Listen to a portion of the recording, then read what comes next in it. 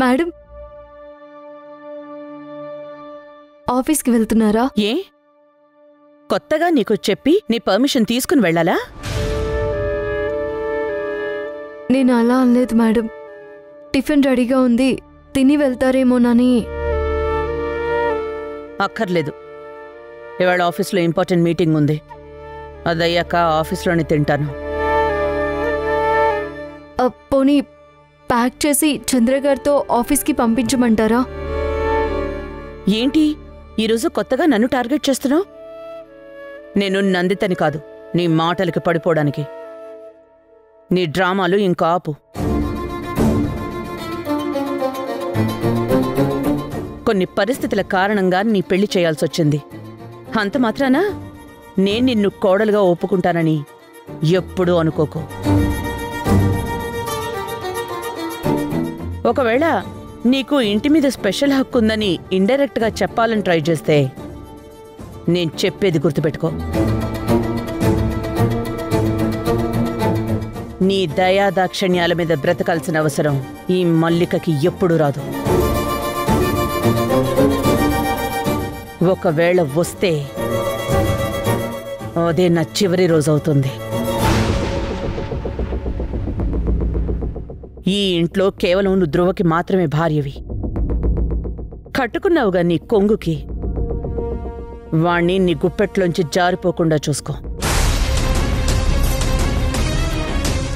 అది నీకు బాగా అలవాటైన పనే కదా.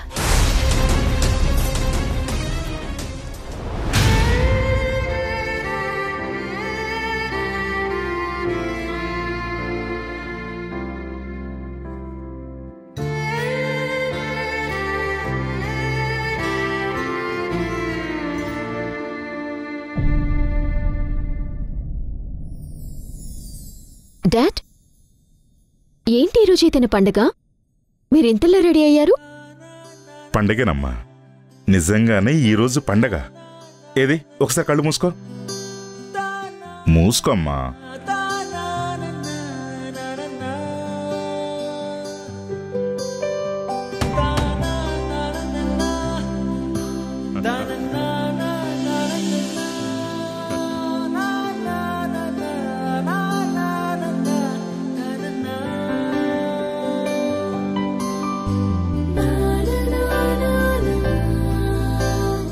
డాడ్,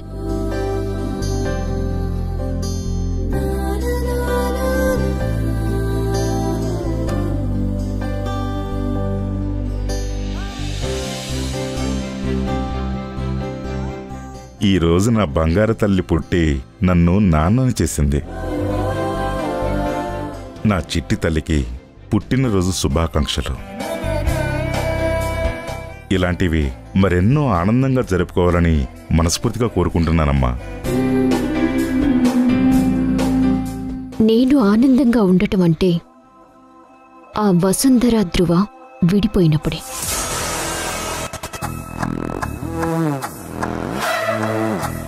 అమ్మా గ్రీష్మ, డాడ్, ఈరోజు నా బర్త్డే అనే విషయం కూడా నాకు గుర్తులేదు.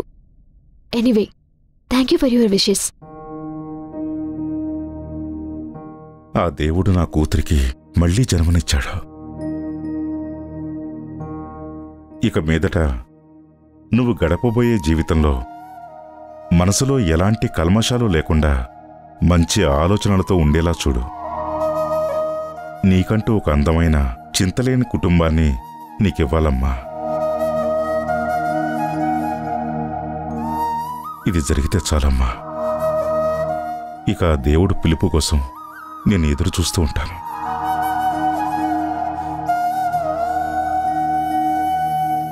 నేను మళ్ళీ బతకాలని అనుకోలేదు డాడీ. అయినా నాకు మళ్ళీ ప్రాణం పోసావు అంటే అది ఆ కుటుంబం అంతం చూడటానికి అని అనుకుంటున్నాను. ఆ వసుంధర ధ్రువ విడిపోవాలి. ఆ మల్లిక ఆస్తి పోయి రోడ్డున పడాలి. ఆ నందిత ఎప్పటికీ ఆ వీల్ చైర్కే పరిమితం కావాలి. వాళ్ళు సంతోషంగా ఉండగా నేను జరుపుకునే ఆఖరి బర్త్డే ఇదే కావాలి.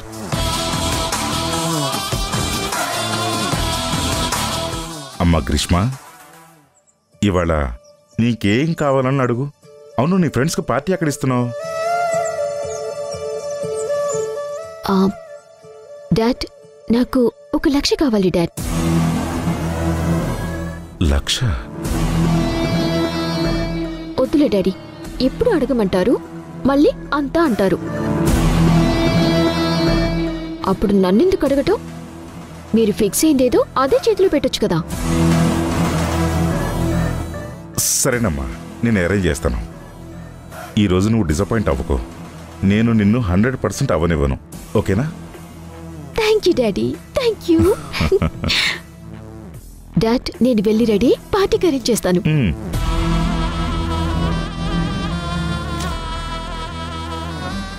అసలు అంత డబ్బు గ్రీష్మకి ఎందుకు?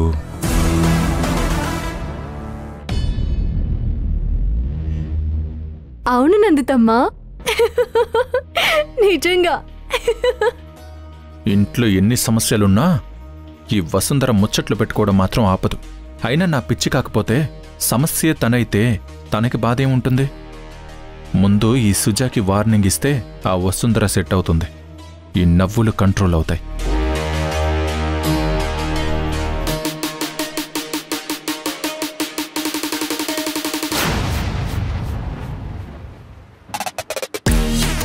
అదేంటి, సుజా గార్డెన్లో ఉంటే వసుంధర ఎవరితో మాట్లాడుతోంది? నందితమ్మ, మీరు నాట్యం చేస్తున్నప్పుడు తీయించుకున్న ఫొటోస్ చూసినప్పుడు నాకెంత సంతోషంగా ఉంటుందో తెలుసా? మీరిప్పుడు కూడా అలాగే నాట్యం చేస్తున్నట్టుగా ఊహించుకొని సంబరపడిపోతాను. అల్లరి పిల్ల.